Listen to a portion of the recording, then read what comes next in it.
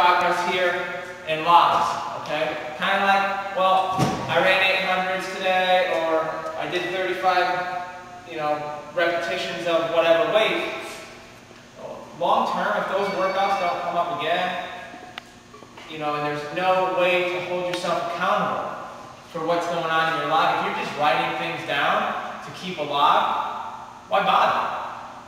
It's like so many times we see athletes come in with this food journal, and they have all this food on there, but they're still not reaching their goal. But they're like, well, I'm tracking all my food.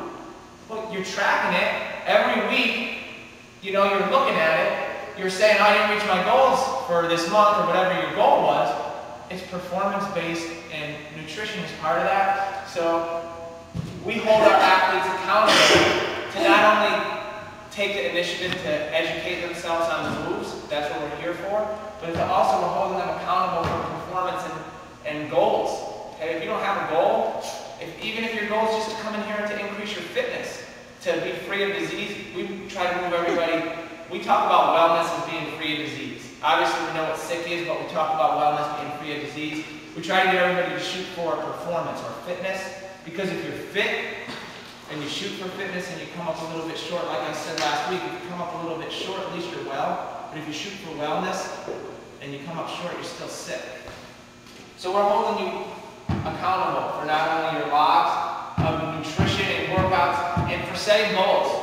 Yeah, hey, you know what? You set a goal, you don't reach it, but you tried very hard to make that goal happen. Oh, maybe your goal was a little bit off. So you reassess and establish that. So remember, we're working through your stability, your strength, and your power. All that, you're moving up in that pyramid. Sometimes they work together, sometimes they work independently, okay? Do you have any questions about what happens here with programming? Does everybody know why we focus on technique as opposed to how fast or how strong?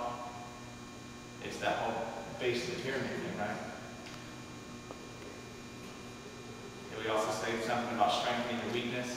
That goes on to what I talked about with backfilling through your energy systems and everything else here, with time being out here, intensity being here, and you're all good out here. So a lot of our exercises and our WODs, our workouts for the day, we have some WODs that may take you 4 minutes or 3 minutes. For some high-speed or elite people, that 3-minute WOD may be a 2-minute WOD. But we also have WODs, like some of our longer stuff, like Murph. It's a hero WOD where you're going out for a mile run, you're coming in, you're doing about 100 pull-ups, 200 push-ups, and 300 air squats, and then you're going out for another mile run. Sometimes that takes people 55 minutes to an hour. So you want to talk about constantly varied. We have stuff that brings you right here, and we have stuff that brings you right here. And that's on any given day.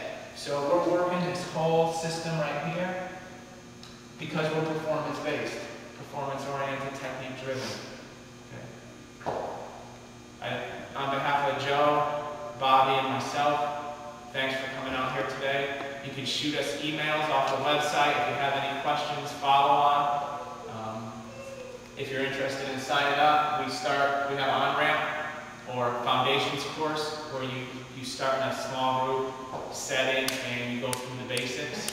Okay, that's listed on the website as well. The next one starts up January 19th, so shoot us emails if you're into that. If you have any questions, nutrition or otherwise, we're more than happy to help. So if you don't know the website, it's elmcitycrossfit.com. If you were overwhelmed by today, what should you do? Is there a plan? Action? Most certainly. Say for example, if somebody was overwhelmed by today's work, this could become 15 seconds on, 45 seconds off.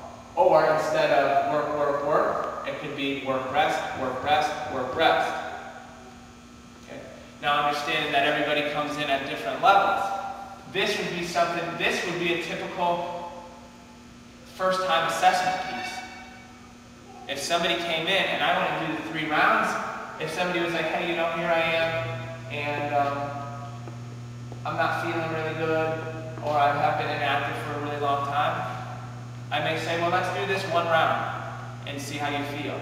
But I would stop them after every minute to see how they felt.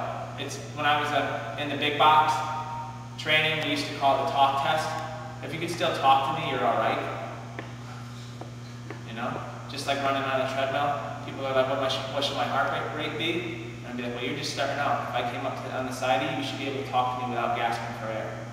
I don't want you to be, you can still be sweaty and a little winded, but you should be able to give me answers.